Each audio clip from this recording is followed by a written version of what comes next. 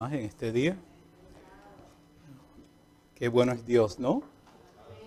Qué bueno es Dios. A veces en el silencio, en lo sublime, podemos meditar, ¿no? Y estar agradecido en un Dios que ha sido tan amoroso y tan inigual con nosotros, ¿no?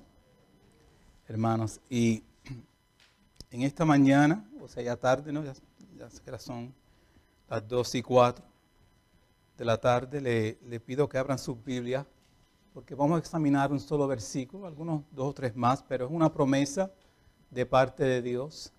Quería compartir algunos pensamientos acerca del tema, no temas, no temas. Sin duda, hermanos, estamos viviendo en tiempos difíciles, ¿no? Y la influencia de Satanás a veces es desenfrenada y dolorosa, ¿no? Y si no lo ven así, pónganse a pensar, ¿no? Aún aquí localmente, en el estado de la Florida, ya jueves por la noche, 69 personas habían muerto por los incendios en el sur de la Florida y 600 personas desaparecidas. Aquí en los Estados Unidos, los masacres continúan, dirigidos continuamente a nuestra juventud,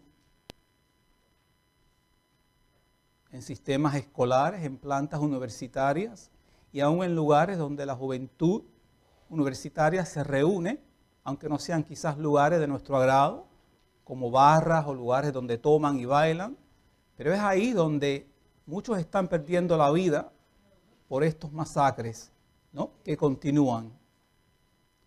Son tiempos complicados en los cuales estamos viviendo. Son tiempos difíciles y a veces estamos inmunos a lo que está surgiendo porque cada día, ¿no? Las noticias van de mal en peor. Pero el temor, hermano querido, es una emoción que todos lidiamos con ella. Todos lidiamos con algún miedo en nuestras vidas. Incluso es una de las síntomas principales en muchos de los trastornos psicológicos y psiquiátricos, el temor. Por ejemplo, en el caso de la fobia, hay fobias que son bien simples en la vida. Por ejemplo, si usted le tiene miedo a un ratón, a una serpiente culebra, usted entonces vive una vida quizás donde pone ciertos pasos de seguridad para que los ratones no le afecten, ¿no? Una fobia simple. Pero hay fobias también muy complicadas, hermanos queridos, donde yo he tenido pacientes, ¿no?, que ni de la casa pueden salir por el gran temor. Ya no pueden trabajar, ya no pueden funcionar, y todo porque temen salir de sus casas. Fobias más complicadas, temores más complicados. Pero el temor es una realidad. Y estoy aquí muy cierto en esta mañana, en esta tarde, que quizás algunos tienen temor acerca de su salud, otros quizás temen por sus finanzas, otros aún en la misma iglesia, confesando ser seguidores de Cristo, le temen a la muerte. Por lo tanto, hoy quería, en algunos minuticos, ¿no?, compartir este versículo con ustedes, promesa de Dios, y quiero que nos podamos estacionar en esta sola promesa. Hay tantas promesas de parte de Dios, pero esta promesa siempre me ha llamado la atención. Acá en el capítulo 41, que ya la hermana Nidia la pudo leer, pero quiero que por favor abran sus Biblias de nuevo y mantengan sus Biblias abiertas, ya que vamos a examinar algunos versículos, ¿no?, que le dan vida a este versículo. Capítulo 41, versículo 10, Dios habla por medio del profeta y dice: no temas, porque yo estoy contigo, no desmayes, porque yo soy tu Dios, que te esfuerzo, siempre te ayudaré, siempre te sustentaré con la diestra de mi justicia. Y vamos a examinar cada palabra en este versículo hoy día, comenzando con el temor. Pero antes de esto, ¿Cuál es el fondo histórico de este versículo? Bueno, aquí habla Dios por medio del profeta.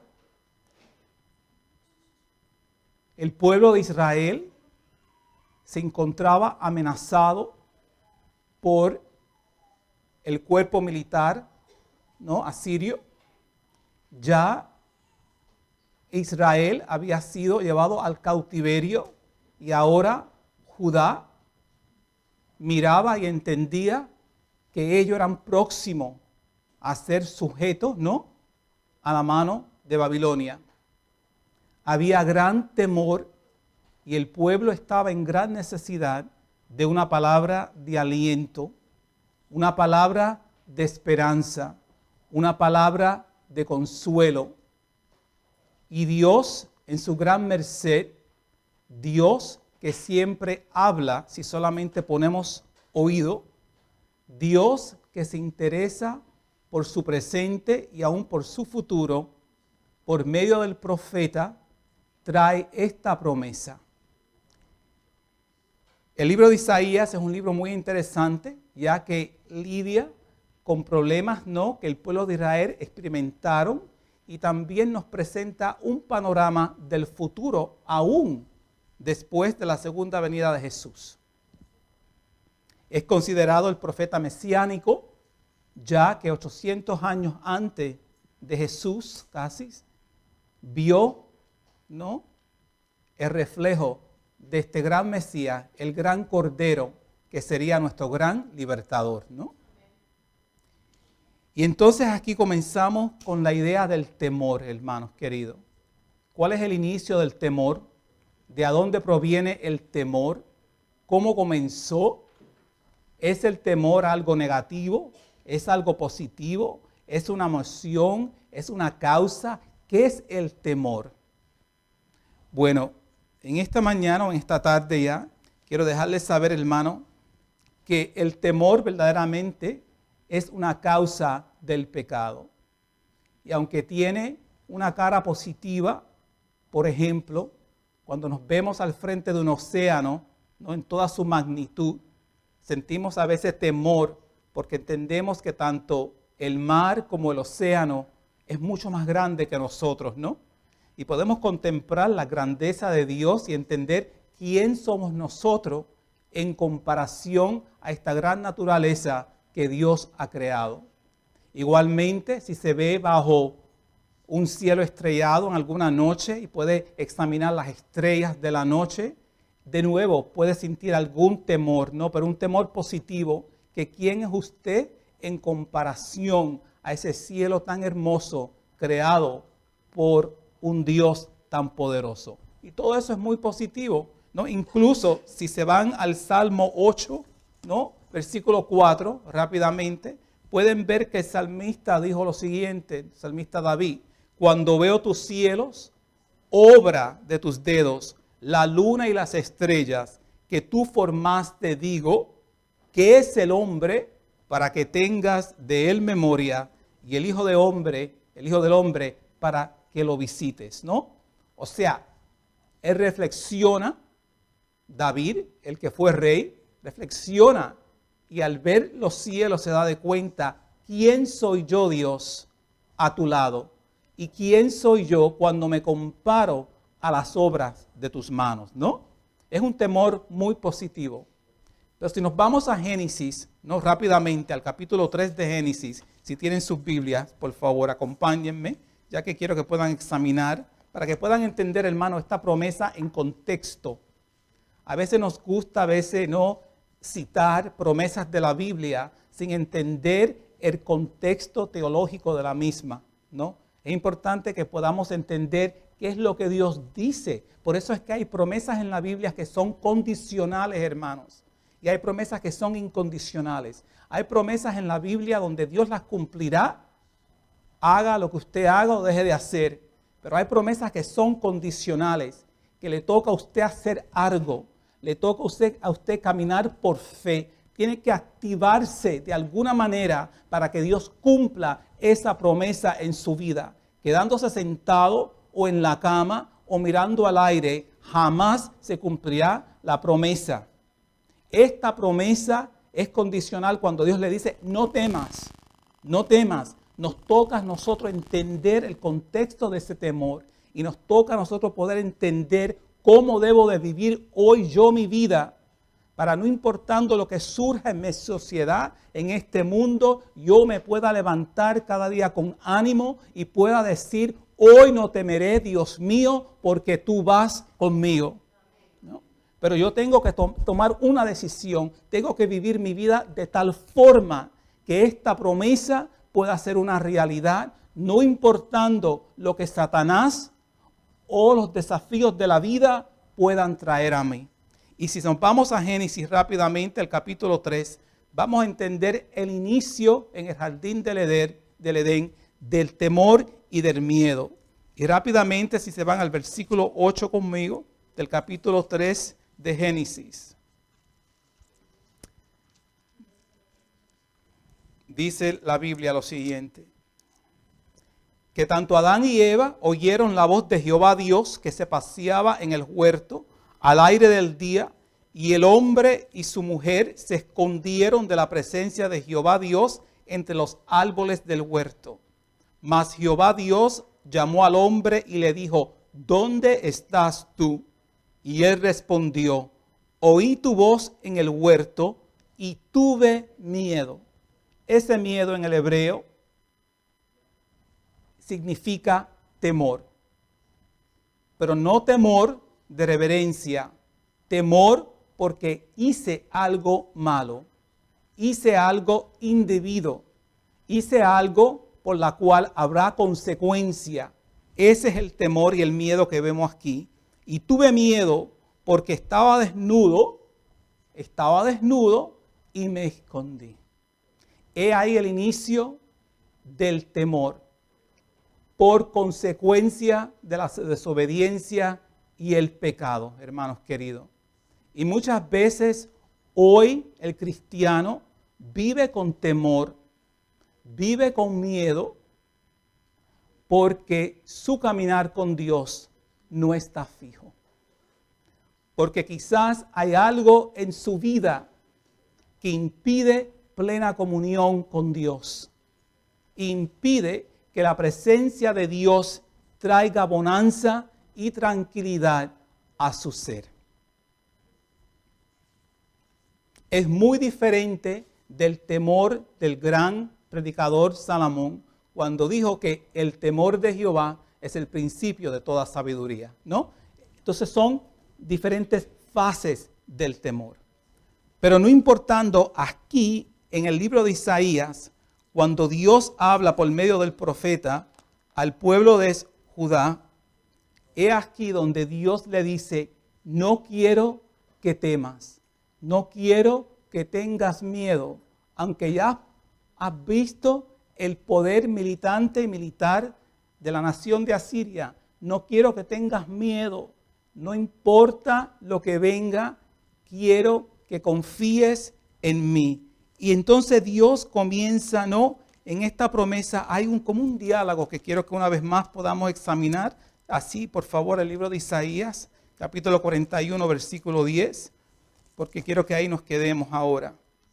Le quería dar un contexto, ¿no?, bíblico para poder entender esto un poco mejor. Y dice acá, en el versículo 10, no temas porque yo estoy contigo. Estoy contigo. No desmayes porque yo soy tu Dios. Yo estoy contigo. ¿Qué significa, no? Que Dios está con nosotros. Parte del temor, hermano, que a veces tenemos como cristianos es que no estamos viviendo plenamente en la presencia de Dios. Hermano, la presencia de Dios no es una presencia sabatina. La presencia de Dios no se halla ni se encuentra de la puesta del sol el viernes a la puesta del sol el sábado. Dios desea tener comunión con nosotros las 24 horas del día, 7 días a la semana. Entender que Dios está con nosotros nos toca entonces a nosotros reconocer que vivimos diariamente en esa presencia. Tenemos que reconocer la presencia de Dios en nuestras vidas. Cuando ahí se cumple que no temas. No temas porque reconoces que yo estoy contigo, que es mi presencia la que te sostiene. Es mi presencia la que abre camino para con tu vida. Es mi presencia la que levanta bandera contra el enemigo cuando viene, ¿no? Como un río hacia ti.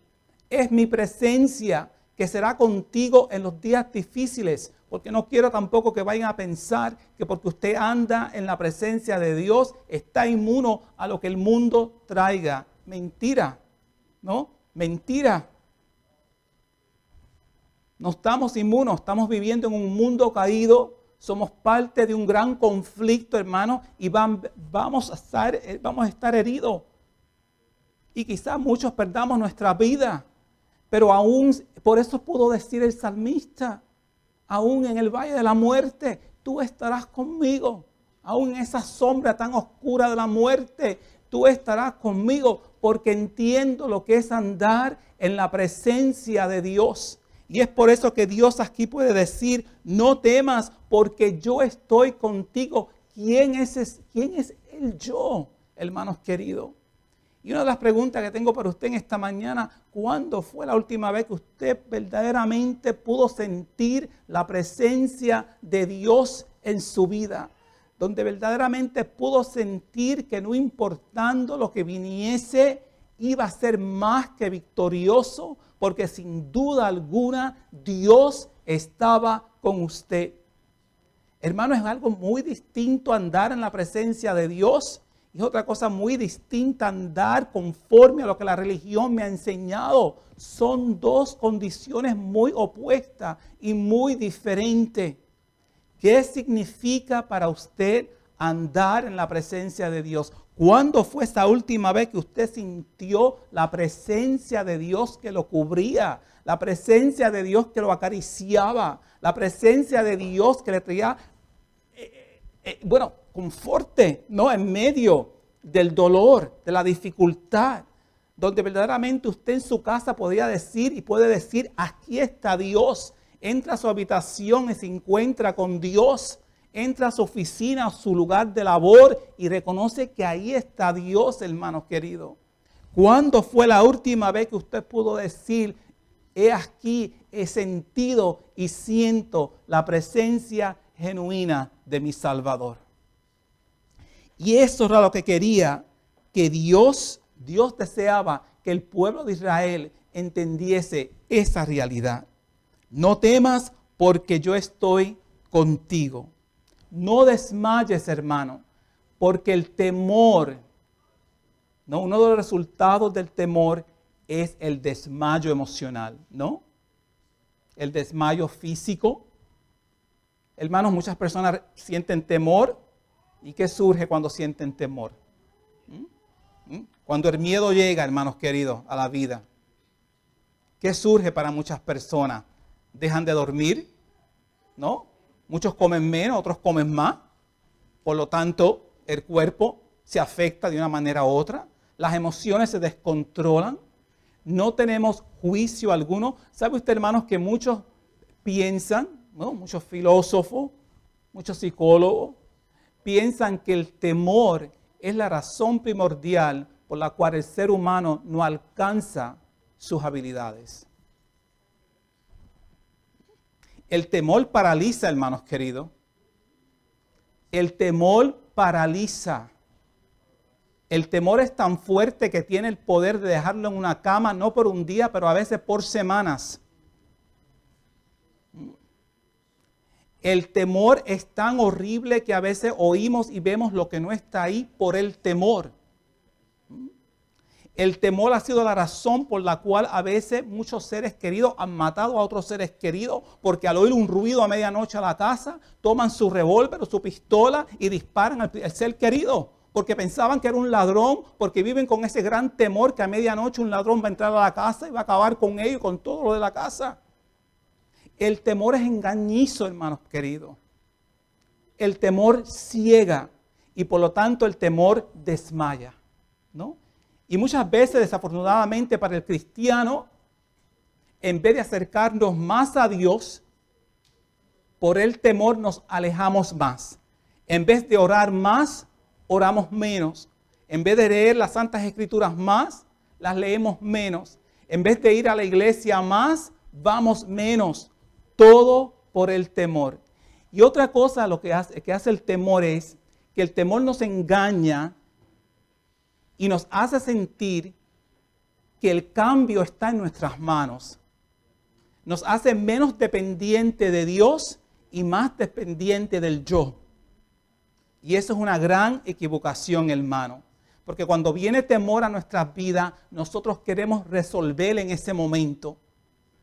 No sabemos esperar porque estamos en un sentir de desesperación. Y la desesperación a veces nos lleva a tomar decisiones con gran consecuencias a nuestra vida. Por lo tanto, es aquí que Dios nos dice, no temas porque yo estoy contigo, no desmayes porque yo soy tu Dios. Y aquí vamos a entender qué significa que Jehová, Dios de los ejércitos, es mi Dios. Bueno, significa mucho. Significa, hermano, que la enfermedad, Él es mi sanador. Significa, hermano, que cuando hay hambre, es el pan de vida.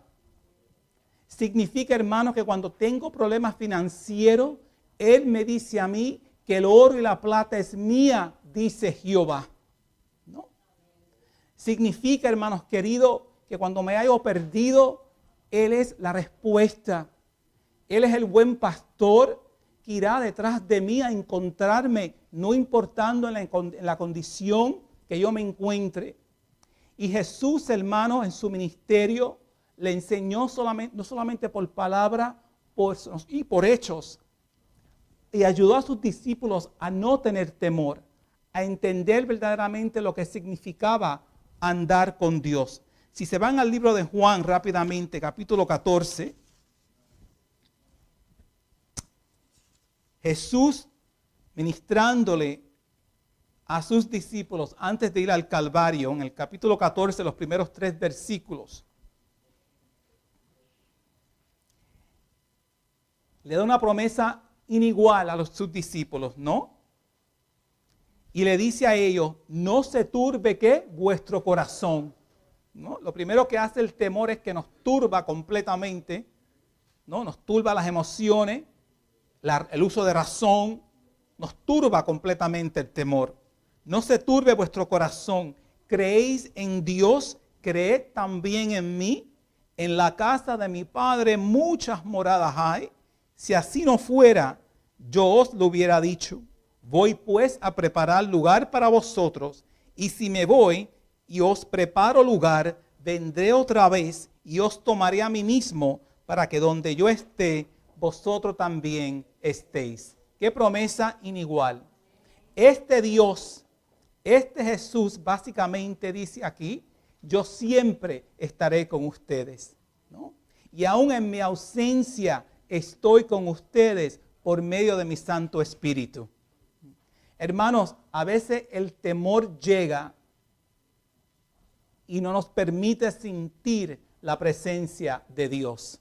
Pero es importante, hermanos, que Él ha prometido estar con nosotros siempre. Esta palabra siempre que vemos aquí en el versículo 10, siempre te ayudaré, siempre yo seré tu auxilio, siempre yo seré tu refugio, siempre yo seré aquel que abriré puerta por ti en el desierto. Yo seré aquel, yo te prometo que nunca te dejaré.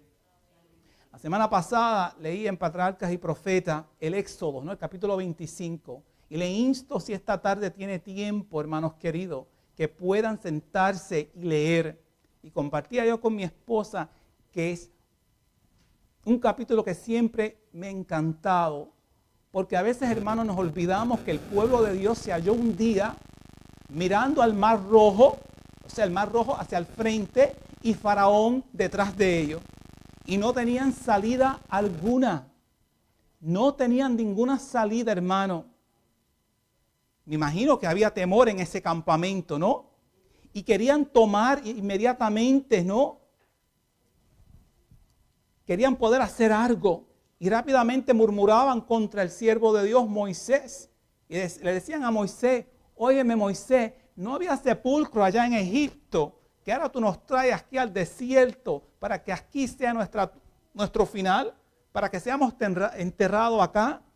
El mar rojo, hermanos queridos, delante de ellos, me imagino años de esclavitud, quizás ninguno sabían nadar. Animales, niños, ¿no? La Biblia registra solamente el número de hombres. Ahora, al número de hombres que eran millones, añádale por favor a sus esposas, a los niños, ¿no? Al ganado, porque se habían llevado ganado, se habían llevado tantas cosas de Egipto. Ahora está Faraón con todos sus, ¿no?, carros, con todos sus ejércitos detrás, el mar al frente. Eso es temor. Pero dice la hermana White que esa nube, la presencia de Dios, que esa nube que le había abierto camino, esa nube que de noche le daba luz y calor y de día los dirigía hacia la tierra prometida, que esa nube se interpuso entre el ejército de Faraón y el pueblo de Dios. Y de un lado el pueblo de Dios tenía luz y del lado de Faraón habían tiniebla y oscuridad. Y no podían penetrar, no podían proseguir con el plan que era destruir al pueblo de Dios y volverlos a traer a Egipto como esclavos. Esa presencia de Dios trajo solución. Y esa misma presencia, Dios mismo le dice a Moisés, ahora tú marcha. Mientras mi presencia te guía y mi presencia guarda y prohíbe que el enemigo te toque, ahora te toca a ti marchar. Te toca caminar. Te toca levantarte, ¿no?, y proseguir con mi llamado, porque soy yo el que te digo. Y por eso Dios nos manda que nos esforcemos, hermanos queridos, que nos esforcemos, que nos levantemos con el deseo de trabajar hacia la meta que Dios tiene para con nuestras vidas, hermanos queridos. Y a veces, hermanos, tenemos que darle nuestra cara al mismo Faraón y mirarle de ojo a ojo y decir, yo soy hijo de un gran rey y él hará por mí. Hermanos queridos, yo no sé qué pensaba el pueblo de Israel, pero yo me imagino que en mi humanidad, viendo el mar rojo delante de mí y viendo a Faraón detrás, yo humanamente hubiera dicho, aquí me quedo, ¿no? Aquí dejo de ser, ¿no? Nunca hubiese pensado que ese mar rojo se iba a abrir de tal forma que yo pudiese caminar a través de un mar y que Dios sería conmigo. Qué milagro más precioso, ¿no? Pero hermanos queridos, quiero que vea algo. El profeta escribe acá y dice, o sea, Dios dice, siempre te sustentaré con la diestra de mi justicia. En el Éxodo vemos la justicia maravillosa de Dios. Y muchas veces, hermano, no entendemos qué tendrá que ver la justicia con el mandato que Dios nos da de no temer. ¿Qué tiene que ver la justicia de Dios con eso? Hermano, ¿sabes qué? Que humanamente nosotros a veces no entendemos la justicia de Dios.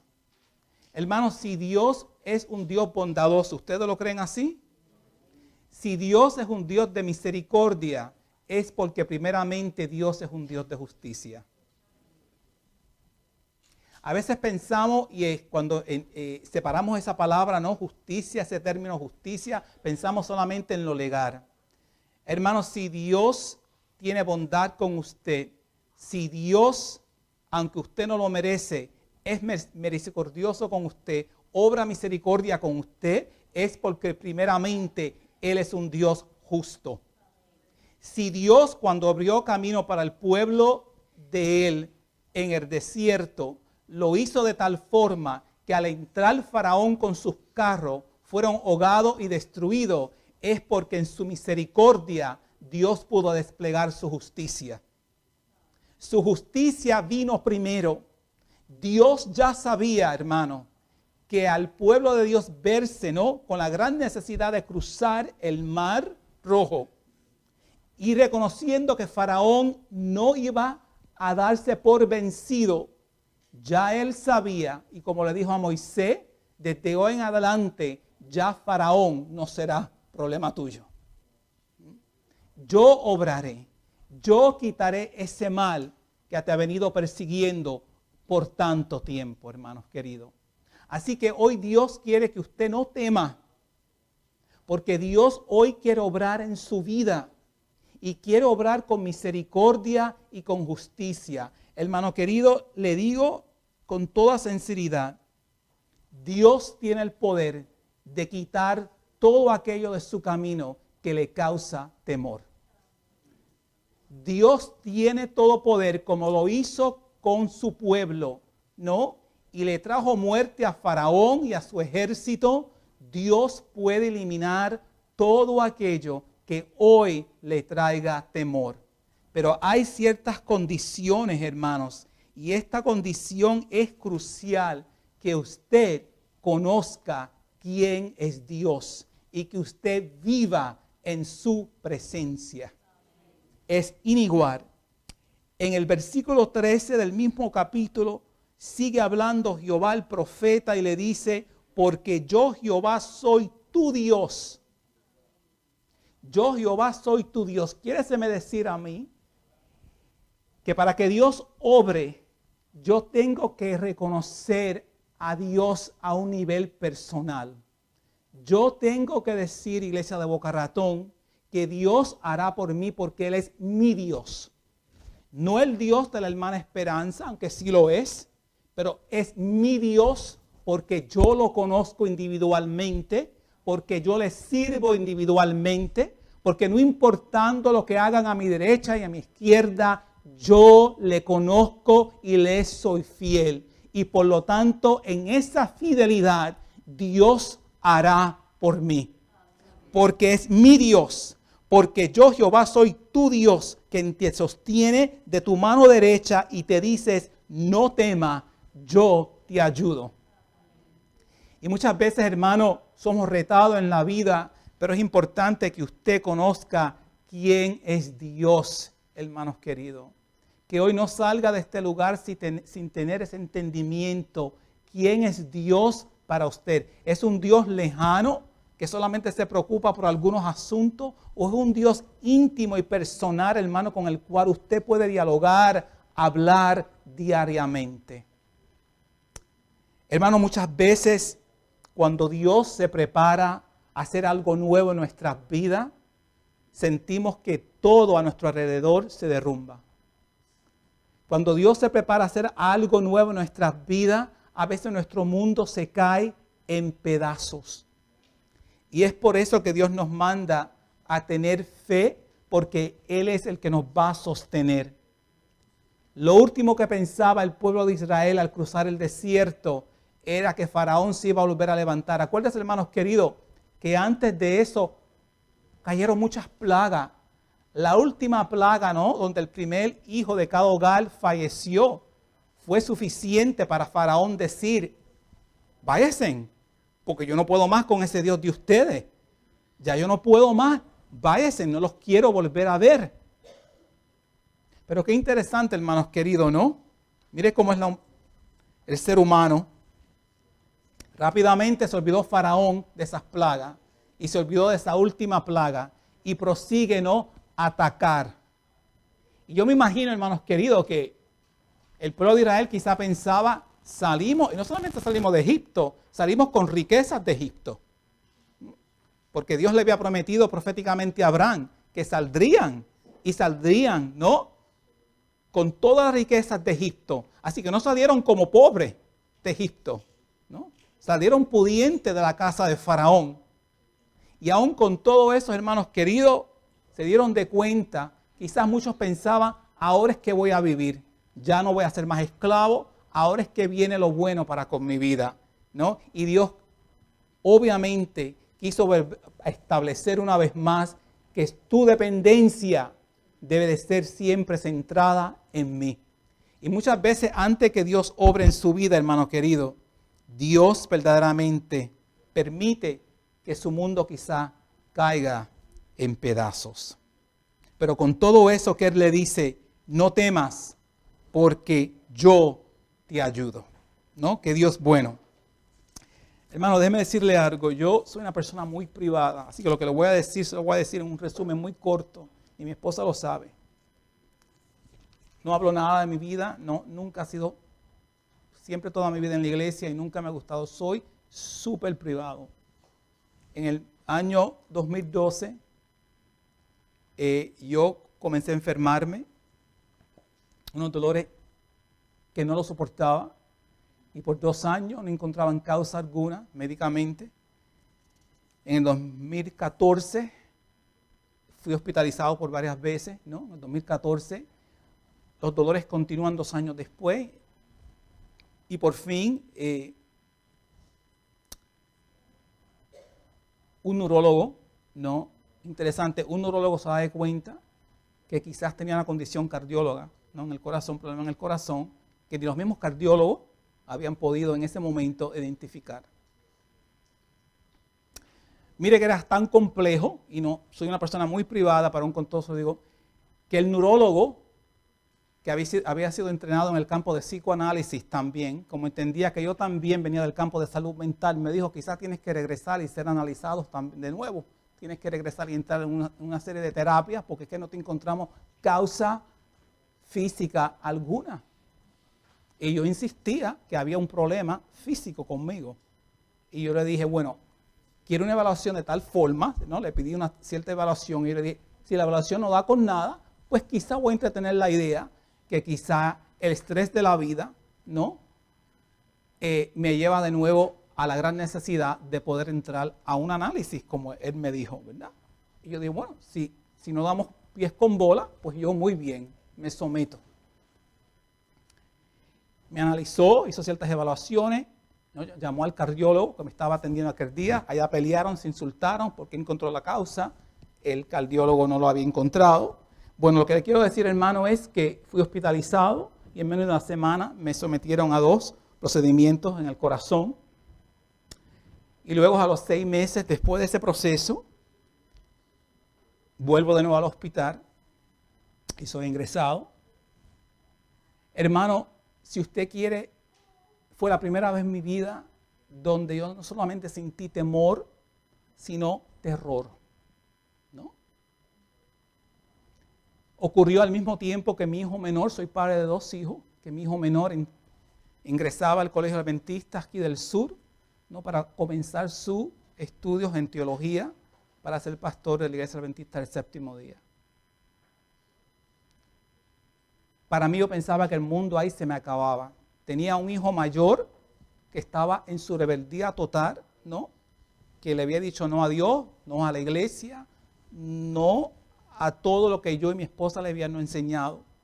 Tenía al hijo menor que estaba completamente enamorado de Dios, con la iglesia, y que quería entregar su vida al pleno ministerio. Y yo, con una causa que no sabía si llegaba o iba o qué iba a pasar, y mi esposa. Para la segunda hospitalización, fui hospitalizado un jueves, y ese viernes, hermanos queridos, en los Estados Unidos, el presidente Obama declaró federalmente el matrimonio homosexual. Y le digo esto porque le quiero traer esto a contexto rápidamente. Fui hospitalizado jueves. Ese viernes yo había recibido el sábado en el hospital.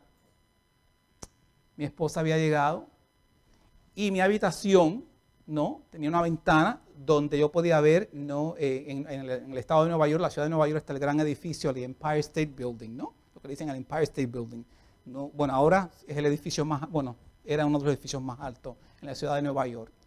Y las luces eran las luces del arco iris, ya que ese día, ¿no? El presidente Obama había, ¿no? proclamado federalmente, ¿no? el matrimonio homosexual. En la ciudad de Nueva York había caos en ese día. Unos celebraban, otros no, estaban muy estremecidos, pero al frente de muchas iglesias cristianas, ciertos grupos estaban haciendo barbaridades, ¿no? diciendo, ¿dónde está Dios ahora? No, hemos ganado. Mi hijo mayor, que cuando supo que me habían hospitalizado de nuevo, iba camino a verme, ¿no? Llegó afligido, hermanos queridos. Yo estaba con suero, con cuanta cosa había. Hermano, un hospitalizado con dolor. Lo último que uno quiere verdaderamente es ministrarle a nadie, ¿no? Ahí llega mi hijo, en vez de traerme consuelo a mí, se desploma, se pone a llorar, me dice, ¿en qué vamos a terminar? Mira todo lo que tuve que ver para llegar acá, ahora tú estás enfermo, no quiero que te mueras, y se desploma, ¿no? Ya mi hijo es un hombre, ¿no? Pero uno como padre siempre es un niño, ¿no? Y él llora, él estaba como una Magdalena, no dejaba de llorar. Y yo dije, ay Dios mío, y mi esposa no acababa de llegar. Y dije, ¿a quién yo le suelto a este muchacho para que yo pueda tener tranquilidad? Pero algo interesante surge. Él me dice, papi, mira el Empire State Building y mira cómo ha cambiado las luces al arco iris. Hermano, y le digo la verdad, sentí una fuerza de parte de Dios donde yo me había enfermado y le había dicho a mi esposa, tráeme solamente la Biblia y tráeme el deseado de toda la gente, que siempre me gusta tenerlo, y tenía el gran conflicto también. No sé por qué, pero tenía eso conmigo ya en el hospital, porque estuve muchos días en el hospital. Y una vez más me siento yo con él y comienzo a hablar acerca del inicio del gran conflicto, ¿no? Y como Satanás siempre ha querido, ¿no?, engañar esta humanidad. Y él me dice, pero ¿cómo es posible, ¿no?, que los colores del arco iris? Yo digo, porque Satanás siempre ha querido ser Dios, siempre ha querido imitar a Dios. Y por ahí, hermanos, tuve como más de una hora, yo sin poder hablar casi, pero con él. Y yo decía, Dios mío, que este muchacho deje de hablar. Entre más le hablaba, él seguía hablando y preguntando y llorando. Y por fin, hermanos, le dije, no sé de mi mañana, solamente sé de este momento. No sé si duerme en el Señor antes de lo esperado. No sé. No me gustaba mucho el drama. No me gustaba mucho. Yo hasta le decía a mi esposa, no quiero que me venga mucha gente a ver, porque no, soy una persona muy privada y soy honesto con ustedes, ¿no? Pero sí, hermano, estuve casi 2 horas con mi hijo en una silla, criado en la iglesia, conociendo la verdad con toda su rebeldía, hermanos queridos. Pero entre más yo le ministraba a mi hijo, más rápido se iba el temor. Entre más yo le ministraba y hablaba a mi hijo y compartía con él, ¿no?, y leía, ¿no?, más paz sentía yo interiormente y más cerca sentía a Dios de mí. Hermano, ¿y sabe usted que eso fue el gran inicio de un acercamiento yo con mi hijo, después de una separación de casi de 3 años con él, ¿no?, donde hablarle acerca de Dios era lo imposible, lo imposible. Y aún hoy lidio con esa causa, ¿no?, porque no quiero llegar al cielo sin que Él esté ahí. Pero déjeme decirle, hermano, hoy puedo decir en confianza, si todo lo que yo pasé fue para tener ese momento de gran intimidad con Dios, con mi hijo, valió la pena. Valió la pena. Valió la pena. Y ahí yo pude entender, hermanos, que cuando nos podemos perder en la presencia de Dios, cesa el temor. Cuando nos podemos perder, hermanos queridos, en lo que Dios quiere hacer con nosotros. Porque entendí, hermanos queridos, en ese momento, mi gran preocupación era, si yo muero, yo eso le decía a mi esposa, si muero, hermanos queridos, ¿qué sería de mi hijo que estaba comenzando los estudios teológicos? Y sé que iba a estar bien, hermano, o sea, escúchenme bien, pero uno como padre se preocupa. Yo sabía que mi hijo menor iba a estar bien, o sea, sabía que iba a poder terminar sus estudios, pero yo le decía al Señor, óyeme, Señor, tan siquiera déjame verlo predicar una sola vez en el ministerio. Y entonces, si me quieres llevar, pues me lleva, no hay problema. A mi sueño eterno no hay problema. Pero lo quiero ver predicar, ¿no? Y al hijo mayor, que es mi gran preocupación hasta el día de hoy, pude entender que si yo lo amaba de tal forma que yo el enfermo me tuve que rápidamente reponer en esa cama para ministrarle a él, si eso es lo que el amor de padre puede hacer, pude entender que Jehová lo amaba más que yo, ¿no? Y que mis oraciones, aunque deje de ser, hermanos queridos, estarían vigentes delante del trono de Dios, ¿no? Esto, hermanos queridos, es entender lo que es andar con Dios y poder entender que Él es nuestro sostén. Hermano, y yo amo a Dios, hermano. Amo a Dios, no porque me crié en la iglesia y soy bendecido por eso, hermanos queridos.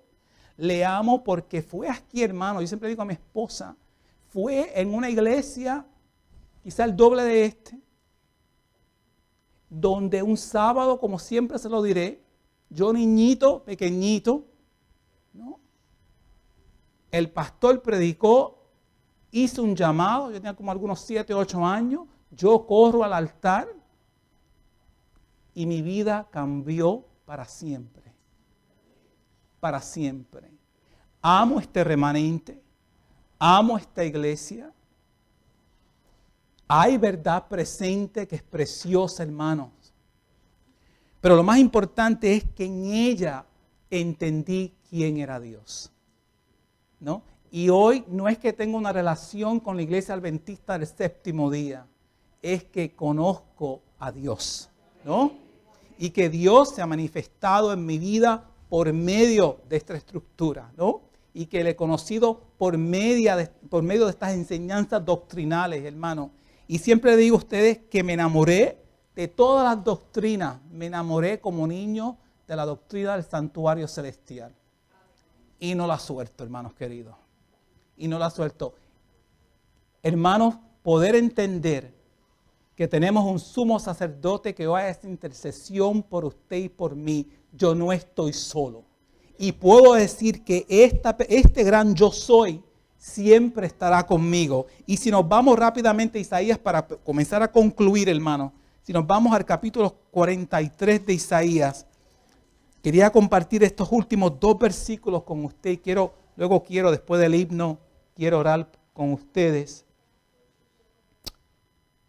Dios habla una vez más por el profeta en el capítulo 43 del 1 al 3 y dice lo siguiente, del 1 al 2. Ahora sí dice Jehová, creador tuyo, oh Jacob, y formado tuyo, oh Israel. No temas, porque yo te redimí, te puse nombre, mío, mío eres tú, mío.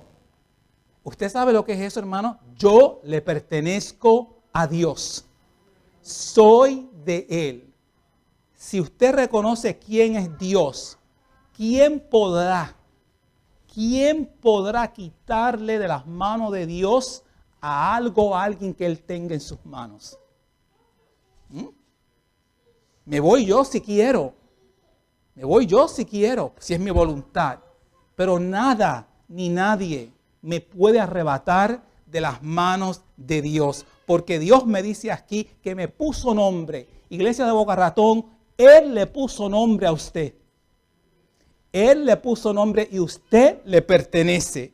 Cuando pases por las aguas, porque va a pasar, hermanos queridos, cuando pases por las aguas, yo estaré contigo. Y si por los ríos, no te anegarán.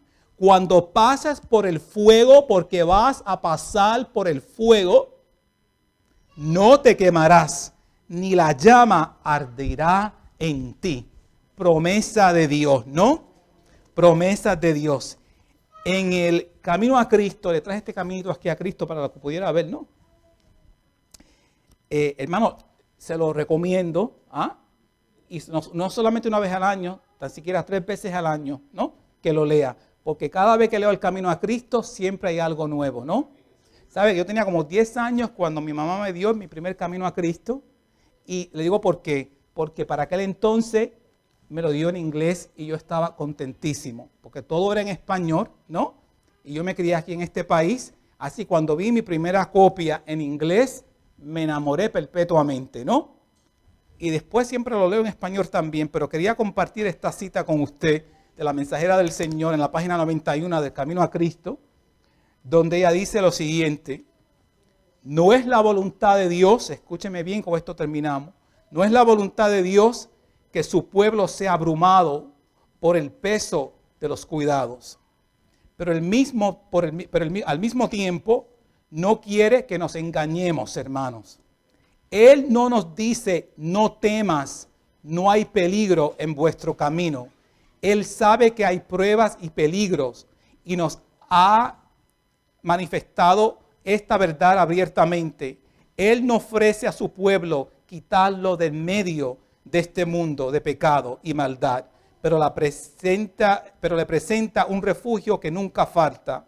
Su oración por sus discípulos fue: no ruego que los quites del mundo, sino que los guarde del mal. En el mundo, dice, tendréis tribulación, pero tened buen ánimo, yo he vencido al mundo. Pero me encanta esta parte donde dice la Mensajera del Señor que Dios nunca ha dicho, no temas, no hay peligro en vuestro camino. Y por lo tanto el versículo 1 y 2 del capítulo 43 de Isaías. Dios no quiere que usted tema porque no va a haber peligro. Él quiere que usted confíe en Él aún en medio del peligro, ¿no? Y es ahí donde verdaderamente puede decir, no temo, porque la promesa de Dios está conmigo. El pueblo de Israel cruzó el mar y llegó, ¿no? Y llegó.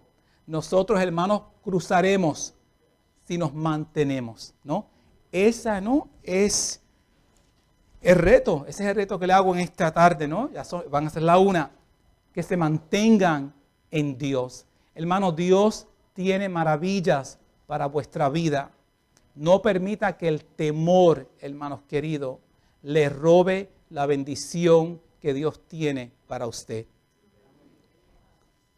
Aprenda a caminar en la presencia de Dios. Dios en esta tarde le trae alivio y le dice, no temas, yo soy tu Dios. Voy a sostenerte, en mi mano está. Yo haré por ti.